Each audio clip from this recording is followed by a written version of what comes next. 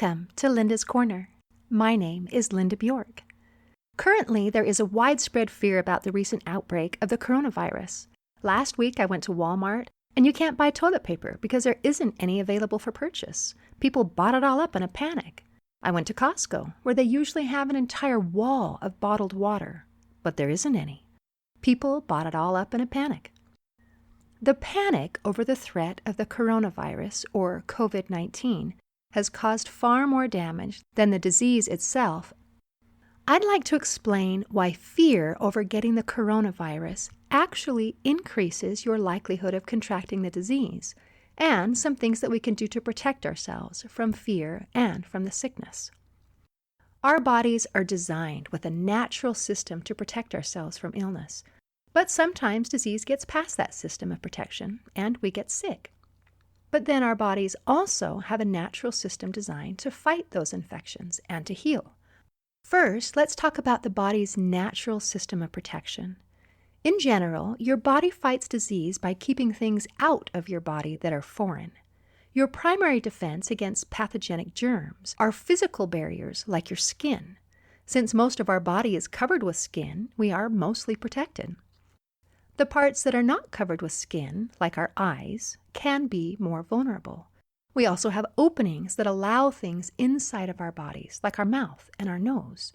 We need those pathways to be open so that we can eat and breathe.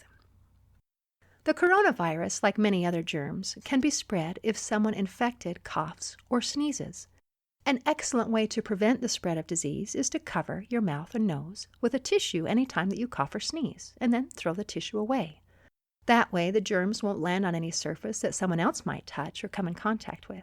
If you don't have a tissue ready, then raise your arm and sneeze or cough into your elbow. These are common courtesies that apply anytime anyone coughs or sneezes. It is no different for the coronavirus than any other time that you cough or sneeze.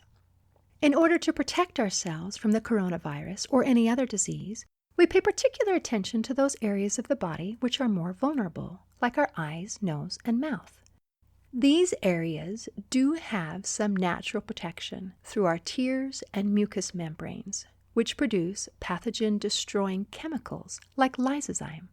So they're not completely vulnerable, but they are weaker than those points that are covered with skin. It is unlikely that someone will cough or sneeze directly into your eyes, nose, and mouth, but it is possible to touch a surface that may have germs on it.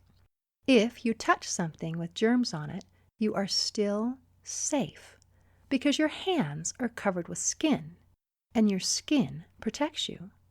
However, if you then touch your eyes, nose, or mouth, you transfer those germs to an area that is not as well protected, which increases your likelihood of getting sick. If we wash our hands frequently, that naturally protects us. Another thing that might help is to become aware of reaching up to rub the eyes, nose, and mouth, and try not to do those things. Also, washing surfaces with an ethanol, hydrogen peroxide, or bleach-based cleaner is an excellent way to protect yourself. All of those types of cleaners have been shown to be effective at killing those coronaviruses that do survive on surfaces. So our bodies have a natural system to protect ourselves. And there are some easy, common-sense ways to reduce the likelihood of becoming affected. But what if you do get sick? Then what? Well, first of all, according to the World Health Organization, the global death rate for the coronavirus is 3.4%, which is very low. That means that even if you do get it, you have a 96.6% chance of making a full recovery, and everything is going to be fine. Those are really good odds. Let's talk about the body's natural system to fight and overcome any germs that might enter your body. Your body has a brilliant immune system. The first layer of defense, which we already talked about, is a protective layer of skin. And those areas that are not covered by skin have tears and mucus, which contain pathogen-destroying chemicals. If germs get past that defense system, then the body has an internal system of defense to protect us. Our immune system has two kinds of cells to help protect us from nearly anything that might invade our bodies. They are innate and adaptive cells. The innate immune system cells are always on alert for germs. They patrol our bodies like soldiers looking for invaders. They are always there to capture and destroy any invading germs. If they find something, then they warn the rest of the body about the problem by activating the inflammatory response. The innate immune system cells also notify special cells called adaptive immune system cells. Every invading germ has a unique pattern, and the innate immune system cells break down the germ to identify that germ's unique pattern. Then it uses cytokines and antigens to train individual adaptive immune cells to recognize and destroy the specific patterns of each foreign invader. These adaptive immune system cells will remember this particular germ, and if it ever shows up again, your body will be better trained and ready to stop that threat before it makes you sick. This is the reasoning behind why we get vaccines. If your body has seen a particular germ before, it knows how to deal with it if it ever sees it again. So now you have two kinds of immune cells fighting against the disease. You have innate immune system cells to fight every kind of disease, and specially trained adaptive immune system cells trained specifically to fight one kind of disease. That means that if a person does contract coronavirus, your body will train adaptive immune system cells to specifically recognize and destroy the coronavirus. Working together, these innate and adaptive cells of your immune system have the ability to protect you from nearly anything trying to invade your body. This natural system works very well. Remember that even if you do get the disease, you have a 96.6% chance that you will have a complete recovery and you're going to be fine. However, if we worry and panic about getting sick, it actually shuts down this beautiful, amazing immune system that is designed to keep us safe and healthy. Let me explain why that would happen. Our bodies are designed to naturally take care of things like digestion and our immune system to keep us nourished and healthy. But during times of an emergency, the body puts those things on hold in order to direct energy into more important things, like the ability to run away from danger right now. Our autonomic nervous system has separate branches to be able to take care of those different needs. The parasympathetic nervous system, sometimes called the rest and digest system, takes care of things like the immune system and digestion. But if we're in danger, then another system called the sympathetic nervous system takes over.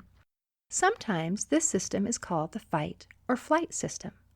When our fight or flight system is engaged, it inhibits the immune system, the digestive system, and other important systems temporarily.